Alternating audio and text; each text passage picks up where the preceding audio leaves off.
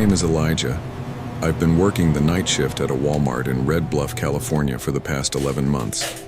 It's one of those stores off the freeway, surrounded by dry hills and empty service roads. During the day, it's busy with travelers, families, truckers. At night, it turns into a cavern of buzzing lights and silence. Most of my shift is spent behind the main console in the security room, watching the monitors. I make rounds at 1 a.m. and again at 4.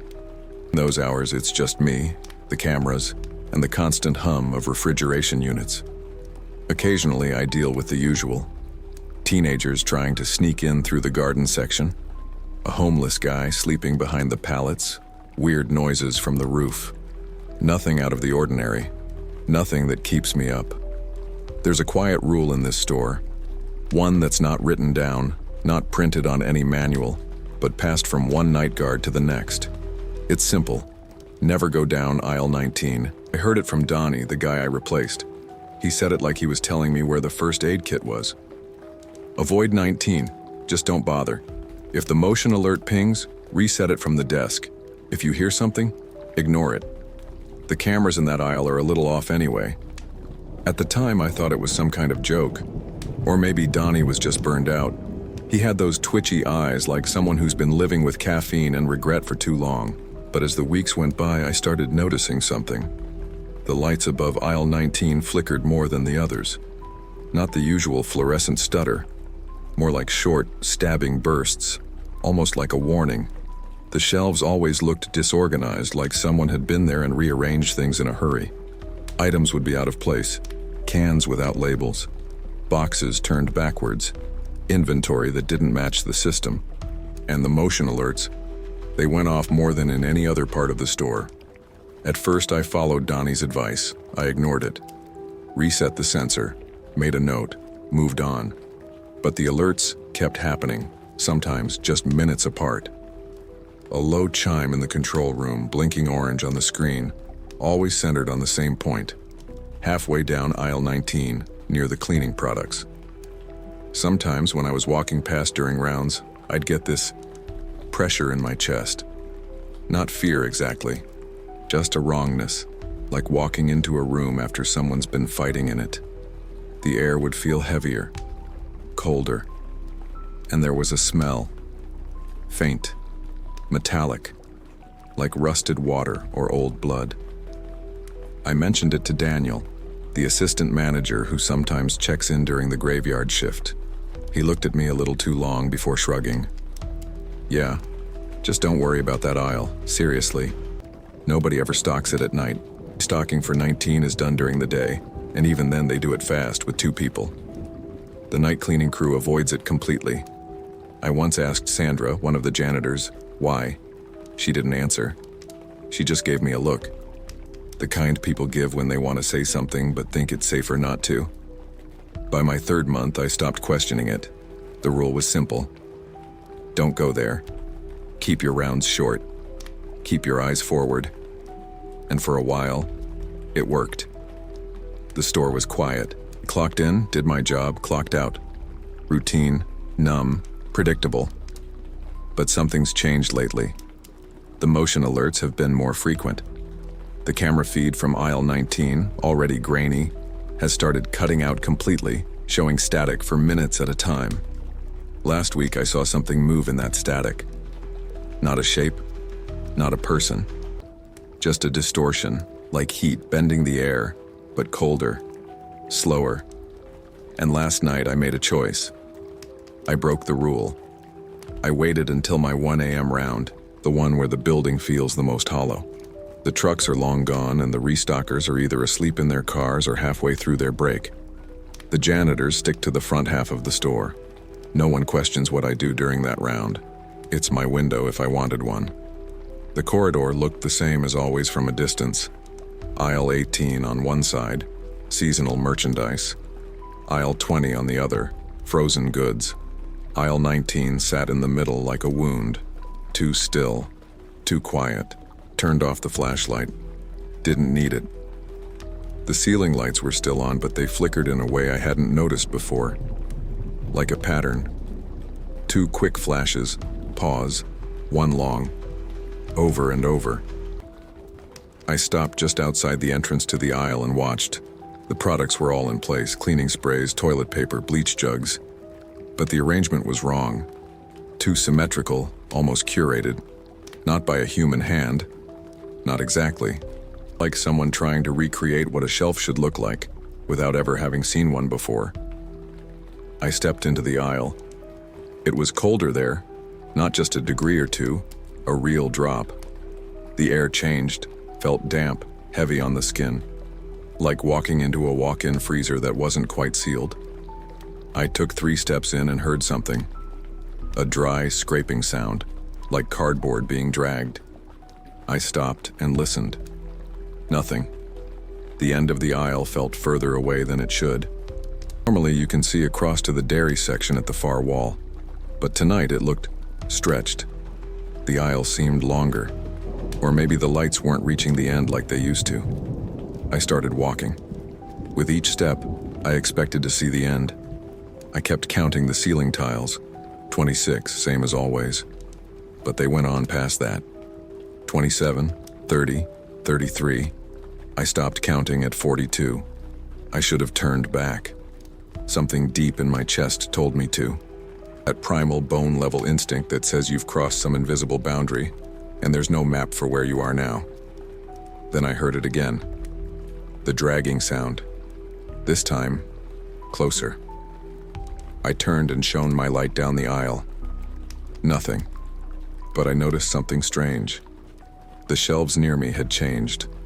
The labels were gone. Same items, but all the branding had been scrubbed off, like they were blank versions of products. Just shapes and packaging, with no identity. I kept walking. Eventually I came to a junction, a T-shaped intersection that shouldn't exist. No Walmart aisle splits like that. The left fork led to darkness. The right was dimly lit with the emergency exit sign pulsing red. I tried my radio. Static. I turned around to retrace my steps, and the entrance was gone. The aisle behind me wasn't the same. It bent slightly now, curving to the right. The shelves were taller, closer, like they were leaning in. And then I saw movement. The far edge of the curved aisle, just at the limit of visibility. A shape stepping into view and then stepping back, like someone testing how close they could get without being noticed. I didn't move. I didn't breathe. I kept staring, waiting for it to show itself again. It didn't, but the dragging started again. This time it was right behind me. I spun around, flashlight raised, my hand instinctively going to the radio again. Just the hiss of static, the dead hum of a channel that should have been full of familiar noise. Janitors chatting, dispatch checking in, an occasional alert from the back loading dock. But there was nothing. Behind me, the aisle was empty. The dragging had stopped the moment I turned. I stood there waiting, heart thudding in my ears louder than any store noise. The shelves were quiet, still, too still. I took a few slow steps backward, keeping my light ahead. Then I caught a glimpse of something on the floor, just past the corner of the junction I hadn't taken. It was a shoe, a black, slip-resistant shoe, the kind all employees are required to wear. It was facing the wrong way.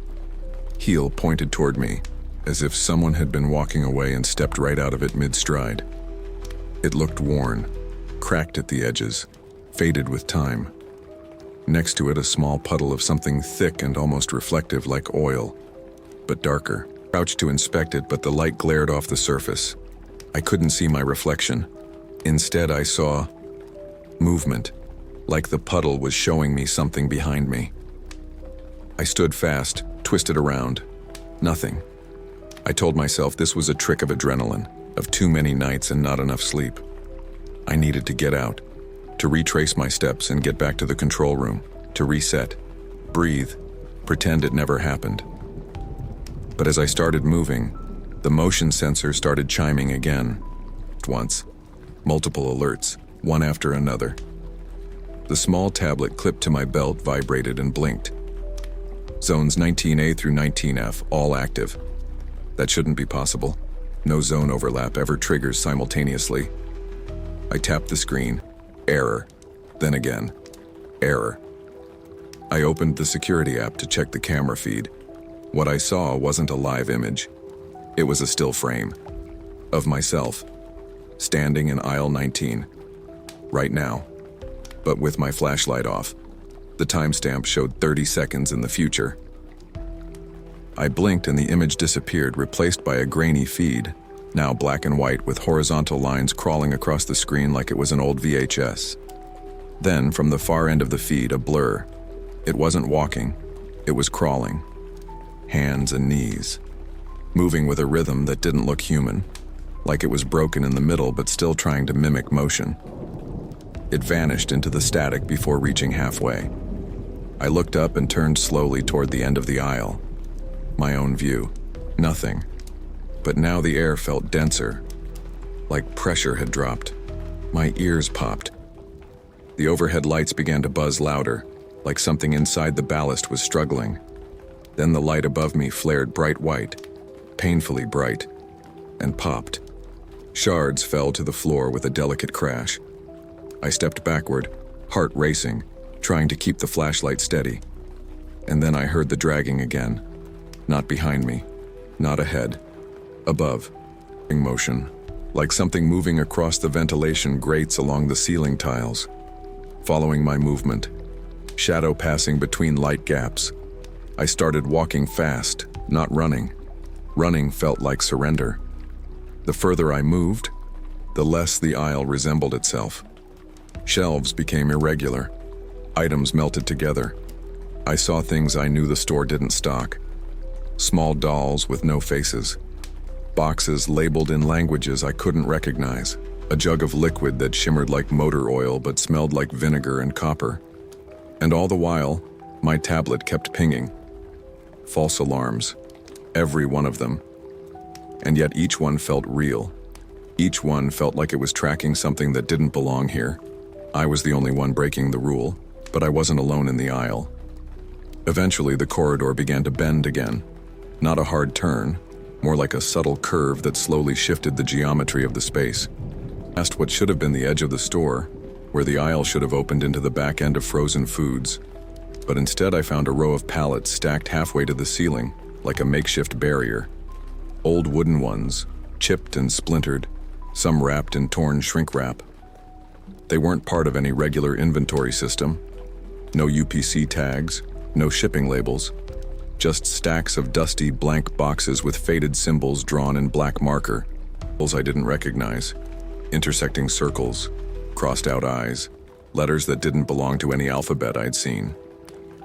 The flashlight flickered. I tapped it. It stayed on. Then I heard the whispering. It came from somewhere behind the pallets. Not words, not really. Just breath and shape. Like the idea of a whisper without language. It pulsed with the hum of the lights above, rising and falling, in sync with my heartbeat, or maybe in defiance of it. I leaned closer to the stacked boxes, careful not to touch anything.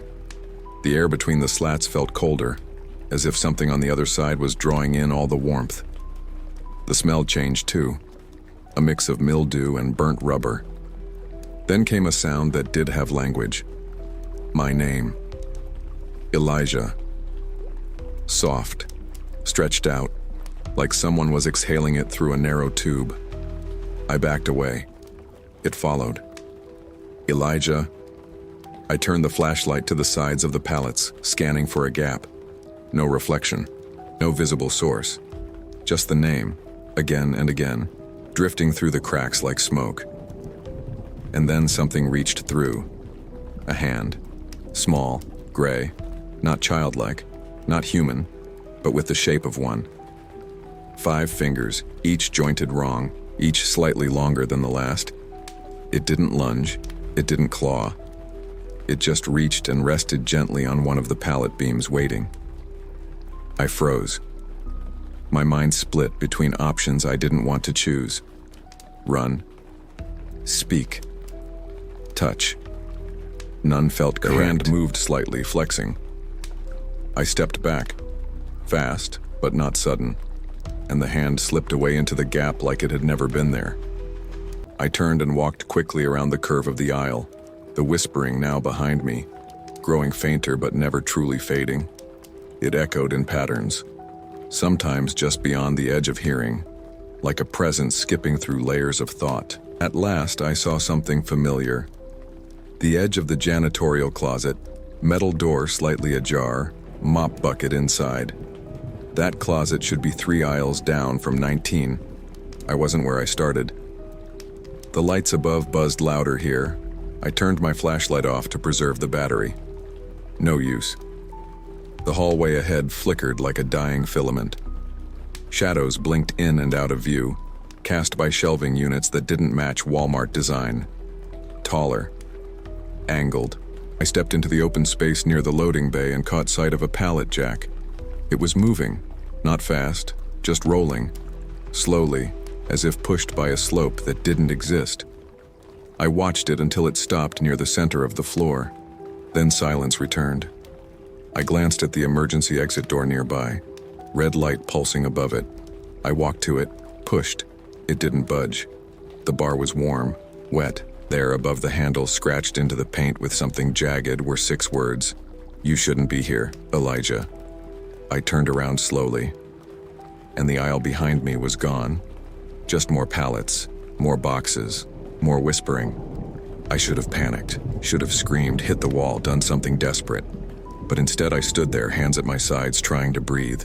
The exit door no longer looked like a way out, just another surface. Cold, sealed, like it had never opened before. Pallet jack hadn't moved again. It just sat there in the middle of the wide concrete floor, wheels turned slightly outward, as if stopped mid-turn. The shadow it cast didn't match the lighting. It stretched too far, curling along the floor like a tail. I walked past it, heading toward the service corridor that should have led to the employee break room. But when I turned the corner, it wasn't there. Just another aisle, unmarked, unnumbered. Floor tiles here were different, older, duller, some cracked. The air was still cold but stale now, like a room sealed too long.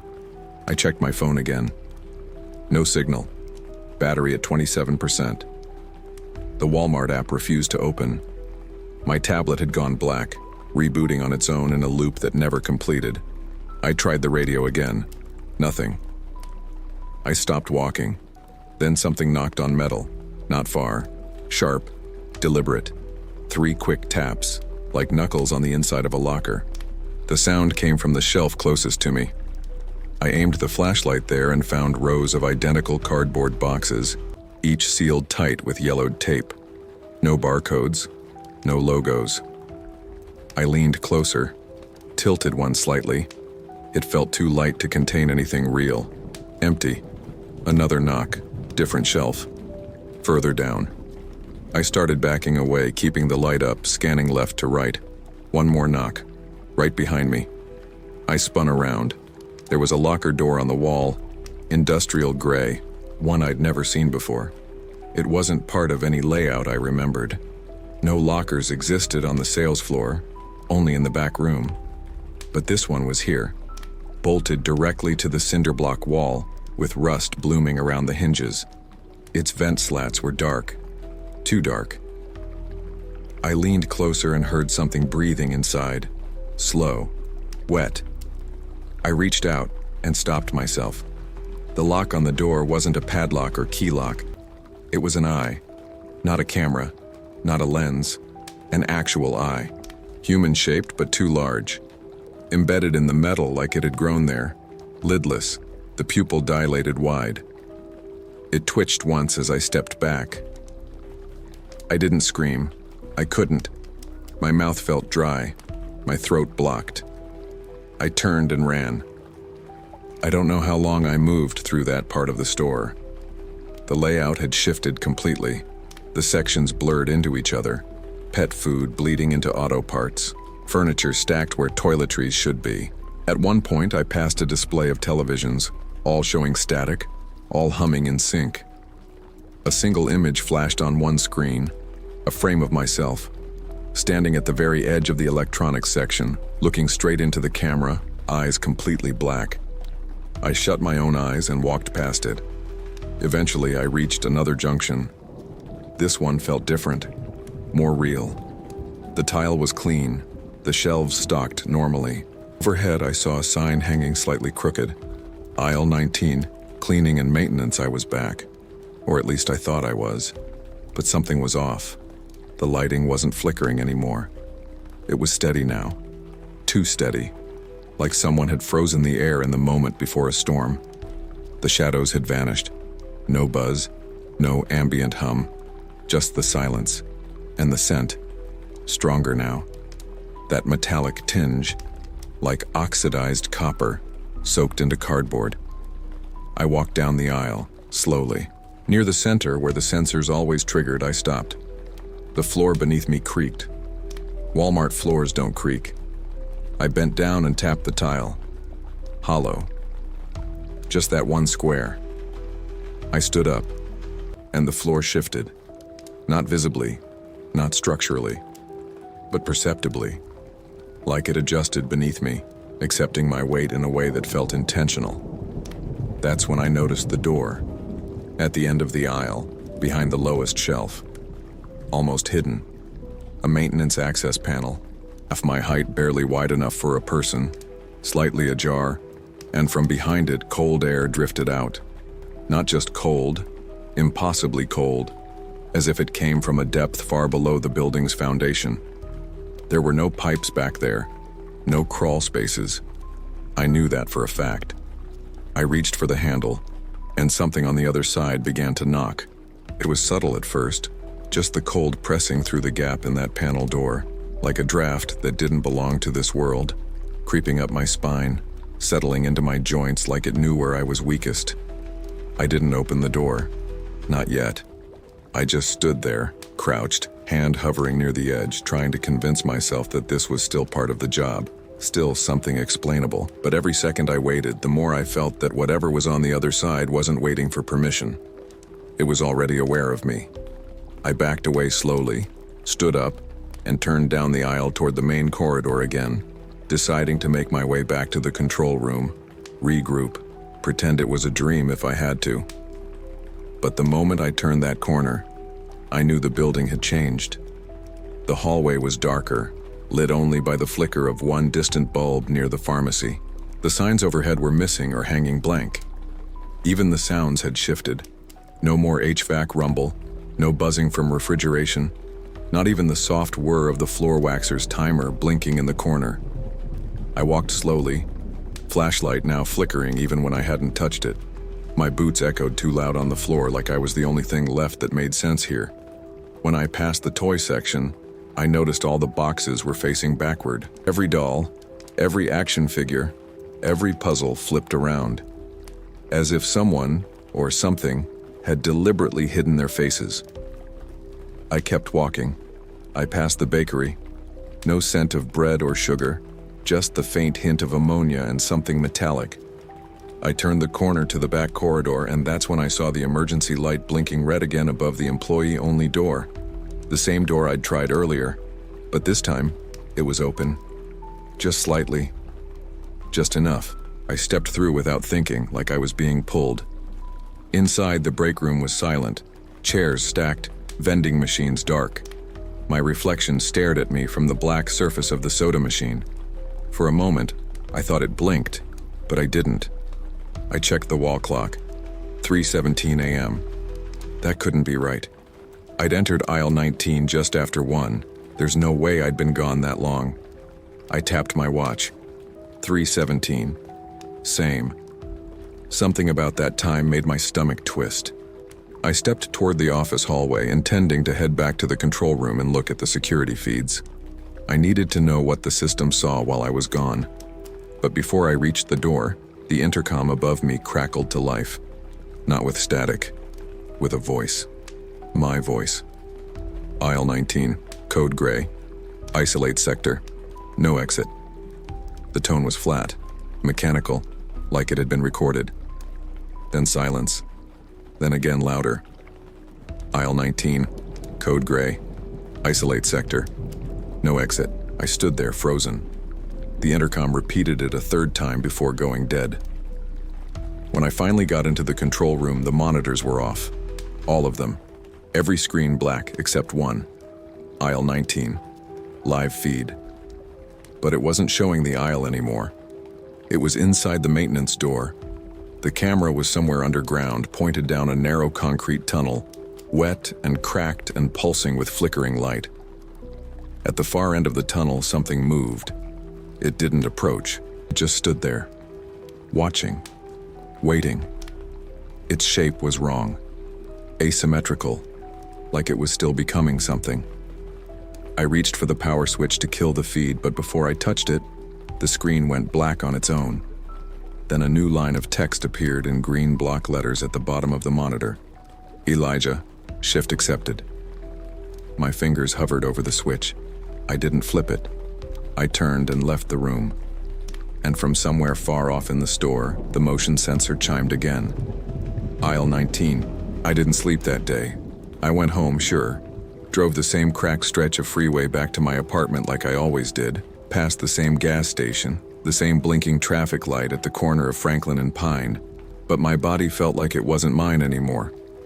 I left the uniform on the bathroom floor, sat on the edge of my bed, and stared at the wall for 6 hours. Didn't shower, didn't eat. I just sat there reliving every step, every second I'd spent inside that aisle, every frame of that tunnel, that thing at the end. I kept hearing the intercom voice, my voice, looping in my head. Code gray, no exit.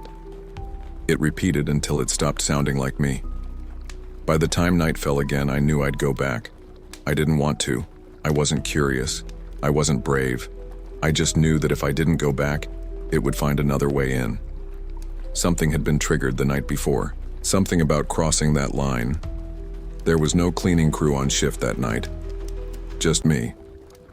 I arrived at 10:58 p.m., clocked in, walked past the assistant manager's office without speaking to anyone. Daniel wasn't in. No one was. The store felt emptier than usual.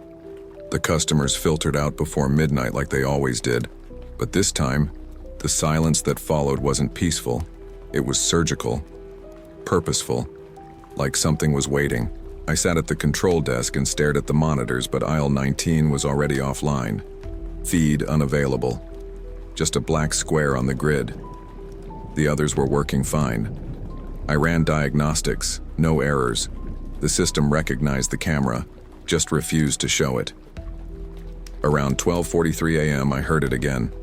The chime, motion alert, 19C, then 19D. Then the sequence glitched. Alert on 19B, 19E, then back to 19C. Impossible. The system can't fire in overlapping pulses like that. It's supposed to detect sequential movement, not fractured paths.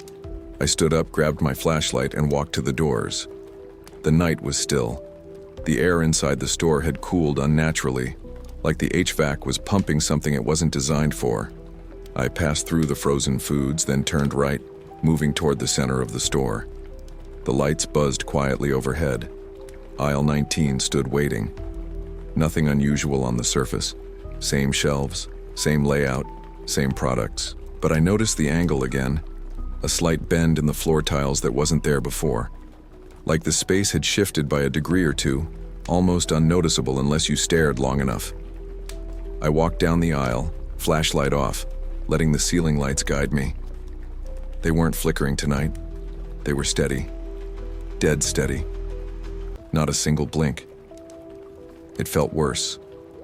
I stopped near the center, the same spot I'd stood the night before. This time the floor didn't creak. This time, the cold came from the shelves. I passed my hand near a row of disinfectant sprays, and the air coming off them was icy, like they'd just come out of a deep freezer. I didn't touch anything. Not yet. I walked to the end of the aisle where the maintenance door had been. It was gone. In its place was a plain panel of wall, smooth and color-matched to the shelving units, but slightly warped, like something beneath it was pushing outward. Then I heard it again. Not the dragging, not the whispers, the chime. But it wasn't the system this time. It was coming from inside the wall, the exact same tone, the same pitch. It repeated every few seconds, perfectly measured. I pressed my hand to the surface. It was warm, too warm. I leaned in and heard breathing, deep, rhythmic, and then clear as if someone had leaned in to whisper into my ear. I heard a voice. Protocol active, do not exit, do not exit. I stepped back. Panel shimmered slightly, and for half a second I thought I saw the outline of that door again. But then it was gone. The chime stopped. I turned around, intending to leave the aisle, but the way out had changed.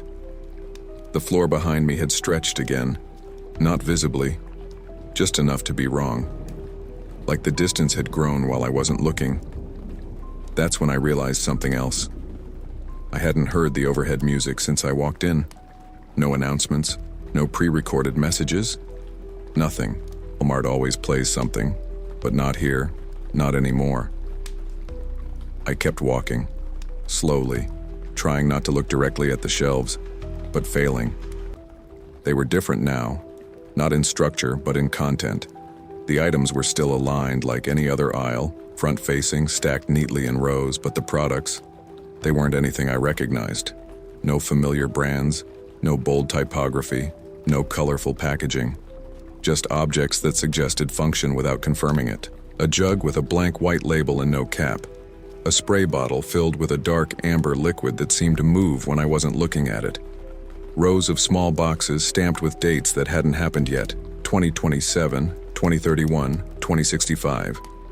Some were labeled with strings of numbers that resembled SKU codes but didn't match any format I knew. I reached out and picked one up. A small canister wrapped in clear film, filled with a grainy blue substance. The texture reminded me of fish tank gravel, but it smelled like gasoline and cinnamon. No barcode, no name. I put it back. My hands were starting to sweat. I wiped them on my pants and kept moving. The aisle was longer again. It curved in on itself like a spiral now. Or maybe that was just the way the light bent overhead. The further I walked, the more alien the items became. Long, thin packages with mirrored surfaces that distorted my reflection. Bottles shaped like bones. One shelf was entirely filled with identical jars of thick gray paste, each with a handprint pressed into the inside of the lid, like something had been trapped in the sealing process. My stomach churned. I couldn't remember the last time I'd blinked. Everything felt stretched, sensory, taut. I passed a section of cleaning gloves, only they weren't gloves, not really. Too many fingers, some with 2 thumbs, some with none. Just rows and rows of synthetic skin, pale and veined, hanging limp from metal pegs. I kept walking. I didn't look back. Somewhere behind me, something was moving. I could hear it now, bare feet slapping softly against the tile. Slow, uneven, like it was limping. I tightened my grip on the flashlight, even though it wasn't helping anymore. The beam had weakened to a dull cone, barely illuminating the shelf ahead. I looked up and saw the sign. A new one. Not printed. Etched, turned directly into the ceiling tile with a blackened edge. ISIL 19. Restock in progress. No font, no branding, just crude lettering, like it had been carved into the surface with something hot. That's when I realized I hadn't seen a single camera in over 20 minutes. No domes on the ceiling, no motion sensors, no mirrors. This part of the aisle wasn't meant to be seen. It wasn't part of the floor plan. I stopped walking and turned slowly, expecting the figure behind me to be closer. It wasn't. There was no one there, just rows of faceless products and shelves that looked taller than before. I took a breath, tried to steady myself. Then something caught my eye near the floor, a single white box that looked newer than the others. Clean, untouched, tucked just out of reach. I crouched and pulled it free. It was labeled with a name. Mine. Elijah C. Room 113. Inside, I found a folded piece of paper. On it, a single line handwritten in black ink. You cannot restock what never left. Underneath that, taped to the bottom of the box, was a Walmart employee badge. Same design, same layout. But the photo, it wasn't mine. It was someone who looked like me, almost. Eyes slightly wrong. Skin pale. And the name under it wasn't quite right.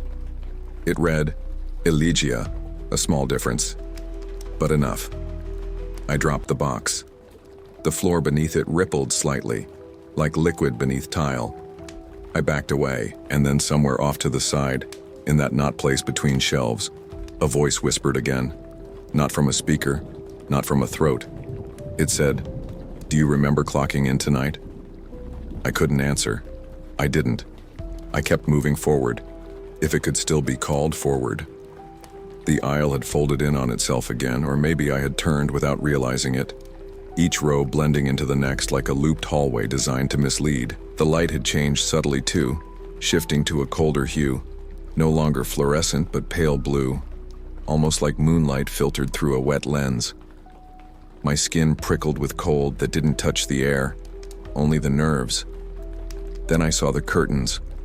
Heavy plastic, the kind used in loading docks to keep cold air in and pests out.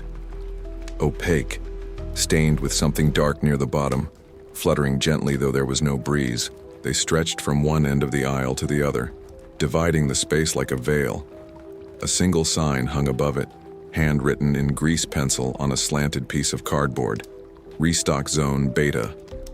I don't know why I pushed through. I just did. The plastic clung to me as I passed through, sticking to my arms, face, neck. It felt alive, too warm, too soft. On the other side, the lighting dimmed further, the blue glow now pulsing slowly, like it was synced to a heartbeat I couldn't place. I stood in what looked like a long, narrow storage corridor. Tall racks on either side, stacked not with boxes or pallets, but with bags. Clear, vacuum-sealed bags. Each one held a uniform, not folded, not arranged, just stuffed in, as if removed directly from a person's body. I leaned in and recognized the name tags, names I'd seen before. Michael, Sandra, Donnie, all past or current employees. Each bag contained not just the clothes, but things left in pockets, keys, receipts, cell phones. One of them held a pair of glasses still intact, lenses fogged. Another had a badge just like mine, except the name was crossed out in red permanent marker. I stepped away. My shoulder brushed one of the racks, and the whole thing groaned under its own weight, metal flexing like bone. Then I heard the voices. Low at first, behind the curtains. Not language, just tone, cadence. The suggestion of speech and patterns that didn't belong to any mouth. Some sounded like laughter, others like crying, looped and reversed. I turned to go back, but the curtain was gone. Behind me, the corridor extended deeper now. The racks faded into shadow. On the floor ahead, a single item glowed faintly under the cold light. A radio. My radio. I picked it up. No signal. Just static. But under the static, something else. Voices, layered atop one another like overlapping recordings. My own voice, repeating phrases I hadn't said. Inventory incomplete. Inventory incomplete. Sector unrecoverable. Proceed to exit. Proceed to exit. I dropped it, backed away. Something moved on the top rack. I looked up, and for a fraction of a second I saw it. A face. Not hiding. Just watching. Pale still, its mouth slightly open like it had been waiting to speak but decided against it. Then it was gone. I started walking again, faster now. The racks began to blur on either side, the items warping slightly as if underwater. The air thinned, breathing became difficult. I passed another bag, this one torn open, the uniform half pulled out. The name tag read, Elijah. Same as the badge in the box. Same incorrect spelling.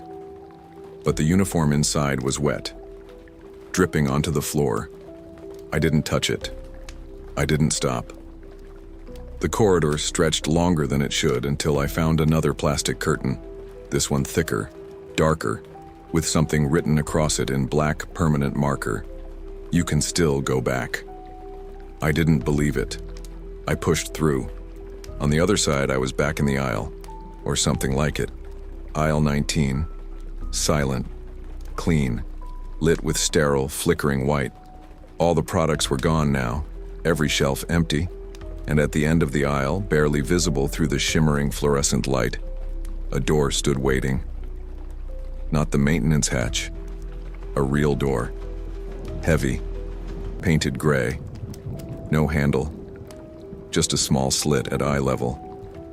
I approached slowly. As I did, I noticed the floor was wet beneath my feet, but there were no puddles. No dripping, just a sheen, like condensation. I stopped in front of the door, looked through the slit, and saw the tunnel again. The tunnel hadn't changed. Same concrete walls slick with moisture, same broken floor tiles leading down into impossible darkness, same overhead bulbs spaced unevenly and buzzing with a frequency I could feel in my teeth. But this time, I could hear something else. Not just the distant hum, but something mechanical, slow, like gears turning behind the walls hidden deep inside the structure. I don't remember opening the door. I only remember stepping forward and feeling the air change. Thicker, sharper. The moment I crossed the threshold, the door vanished behind me. There was no click, no shut, no noise at all. Just absence. I turned, saw nothing but a flat stretch of wall where I had just passed. I moved forward. The tunnel was narrow, barely enough room to walk without my shoulders brushing the sides. Water dripped from unseen pipes, forming narrow streams along the edges of the floor. The sound echoed with impossible volume, bouncing off surfaces that felt far too close. I kept moving. The light bulbs began to space out further until walking meant long stretches in darkness. My flashlight was useless now. Its battery drained completely the moment I stepped inside. Dead weight in my hand. The smell of copper and old mold filled my nose. Each breath felt like drinking from a rusted pipe. Then I noticed the floor markings. Faint white lines painted onto the concrete, like those on a factory floor. Arrows, numbers, letters, most of them scuffed and unreadable. One phrase repeated every few feet in block stencil: exit through designated pathway. But there was no indication of what that path was. No signage, just line after line, identical, repeating, like a mantra from a machine trying to teach me something it didn't understand. I turned a corner, didn't remember turning, and the tunnel widened into a room. A square chamber with no doors, just smooth gray walls and a single light overhead. In the center, a table. Metal. Clean. On it, a stack of papers. Blank. No text. No marks. Just crisp white pages, stacked precisely, like they were waiting to be filled. On the floor beneath the table, a set of footprints. Wet. Bare. They led into the wall. Not toward a door. Into it. Like someone had walked through solid concrete and kept going. I touched the wall. It was warm. I turned around. The tunnel was gone. In its place, a new hallway, wider, shaped like a funnel. The further I walked, the more the floor dipped, sloping downward into a soft curve. The deeper I went, the harder it became to tell if I was inside a store at all. The textures were wrong. The walls looked like drywall at first, but when I brushed my fingers against them, they rippled slightly, like they were breathing. I kept walking. I didn't know what else to do. I passed another sign, etched directly into the wall, jagged and crude. ISIL 19 doesn't end. The letters weren't painted. They were cut into the surface with something sharp, each line deep, trembling. A few feet further, I passed what looked like a service panel, ripped open wires hanging loose, but the wires weren't made of copper or rubber. They pulsed faintly, like muscle. I didn't stop. I passed another uniform hanging on the wall like a trophy. This one wasn't in a bag. It was pinned directly to the surface, stretched out flat, arms spread wide, name tag facing out. Elijah. My actual spelling. My actual tag. But the shirt was empty. Not folded. Not worn. Just hollow, like a skin left behind. I touched it. Cold. Slick. It didn't fall. It didn't move. I turned away, and the hallway had changed again. I was no longer in the tunnel. I was back in the store. Only this time, the layout was reversed. Frozen foods on the left, hardware on the right, all the aisles mirrored. Nothing where it should be. The signs all backwards, the words reversed. And at the far end, Through the distorted light, I saw a figure, standing still, facing me, wearing my uniform, holding a clipboard. I couldn't see the face, but I knew what it was. I didn't move at first, neither did it. We stood there, maybe 30 feet apart, the shelves around us curving subtly as if pulled by some unseen gravity.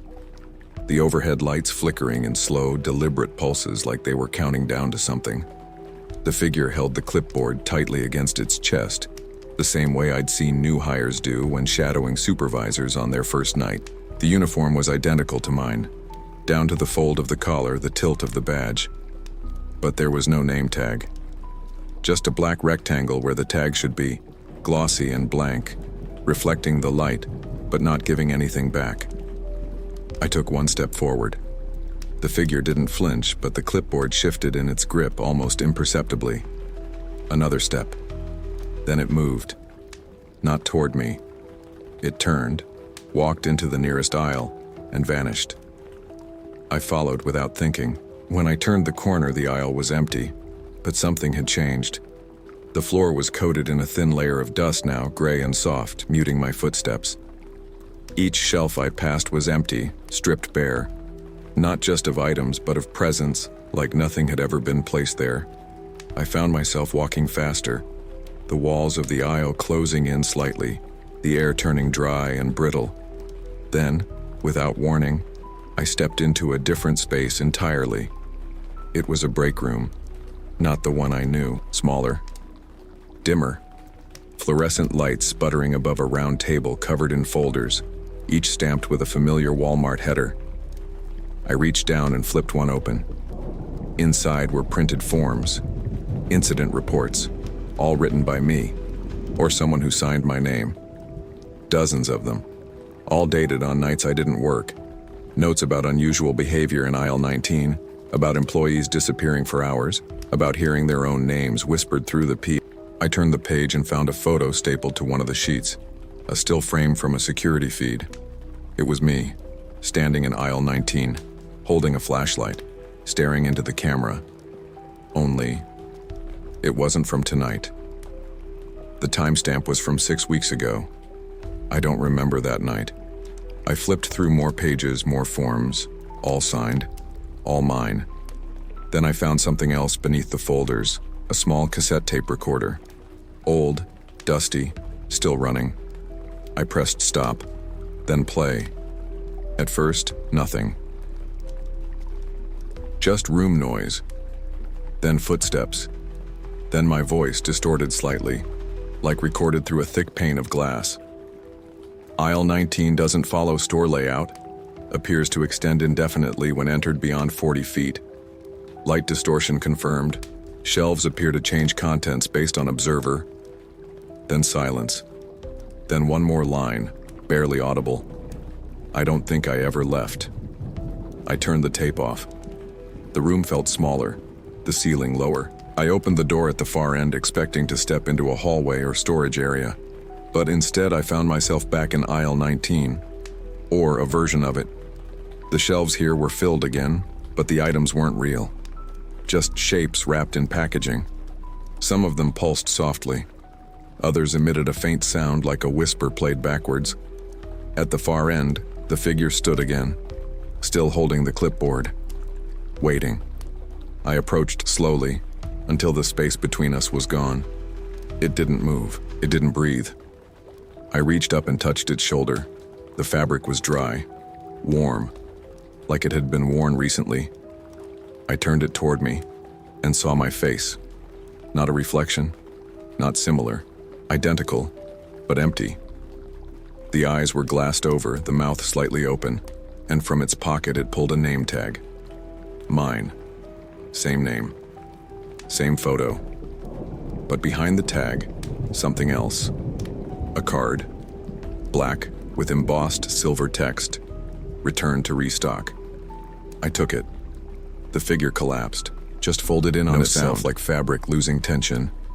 And then I heard the chime again, the motion alert. But this time it came from my radio. The screen blinked to life. One alert. Aisle 19. Time code. 4:13 a.m. I didn't think. I ran. The shelves blurred past me in streaks of colorless packaging and warped plastic. The lights above no longer blinking but strobing in a rhythm that didn't match anything human. Too fast, too irregular. The radio clutched in my hand buzzed constantly now, hissing broken commands, fractured syllables like a voice trying to scream through 1,000 feet of static. I didn't listen. I just ran, turned every corner that appeared, ignored every sign, every whisper, every flicker of something not quite visible in my peripheral vision.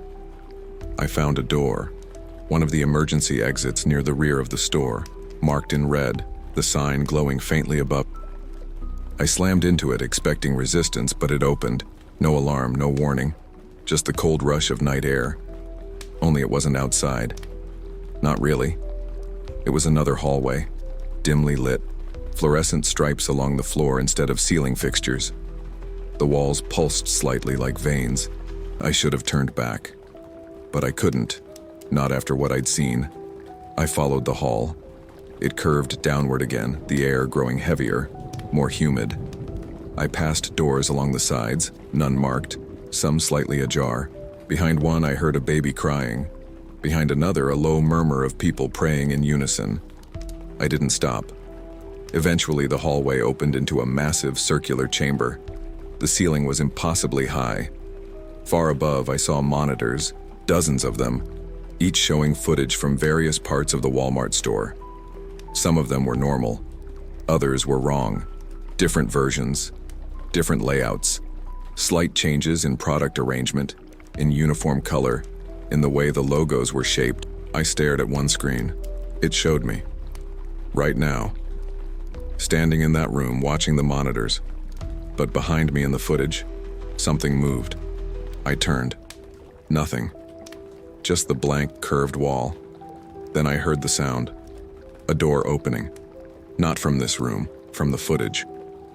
I turned back to the screen, saw the version of myself in the video turning toward a new doorway that had just opened behind him. Without hesitation, he stepped through. The feed cut out. Static. I looked around the chamber. No door here. No exit. I approached the center of the room where a panel stood. Flat. Black. Embedded in the floor. As I got closer, words began to scroll across it in dim red text. Exit through the wrong side. I stood there, waiting, as if the words might change. They didn't. I knelt, placed my hand on the panel. The floor shifted beneath me, gave way. I fell. Not hard. It felt more like sinking. The sensation of gravity slowing, then stopping, then reversing. I landed in aisle 19, but it was different now. Again, the shelves were gone. Just the frame of the aisle. No ceiling, no roof. Just sky, gray and unmoving. The walls stretched up endlessly, and I was standing in the middle of the floor, alone. Or almost. At the far end of the empty frame, I saw them. Every version of me, dozens, hundreds, all in uniform, all watching, some moving slowly, some frozen, some staring back, others flickering like corrupted images. I stepped forward. They stepped too, all of them, in sync. I stopped. They stopped. I didn't move again. I let them fade. One by one, they vanished. And then I was alone. Really alone. No shelves, no doors. Just silence. I don't know how long I stood there. Could have been minutes, hours. But eventually, the lights returned. The walls, the sounds, the real aisle. I was back. Or something like it. Aisle 19 looked normal. Stocked, clean, the light steady. I walked slowly, half expecting the ground to open beneath me again. But it didn't. Everything was still. Familiar. I made it to the front of the store without seeing anyone. My radio buzzed faintly, static only. I checked my watch. 4:28 a.m. The shift was almost over. I made it back to the control room, sat down, stared at the monitors. Aisle 19 showed nothing. Just shelves. Ordinary. Harmless. The camera was working again.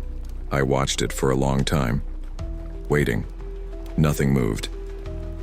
At exactly 4:59 a.m., the intercom beeped. One tone, then silence. No announcement. I stood, no voice, walked to the front and waited for the sun. It never rose. Just a soft gray light pressed through the glass, like the world had forgotten how to be morning. When Daniel arrived, I didn't say a word. He looked at me like I'd been gone for days. Maybe I had. I don't know. He asked if I was okay. I nodded. He didn't believe me. I could see it in his eyes. I clocked out, walked to my car, sat behind the wheel for a full hour without turning the key. When I finally got home, my name tag was gone. My uniform folded on the kitchen counter, but not by me. It was clean, pressed, ready for another shift. The card was there too. The black one, still glowing faintly in silver text, "Return to restock."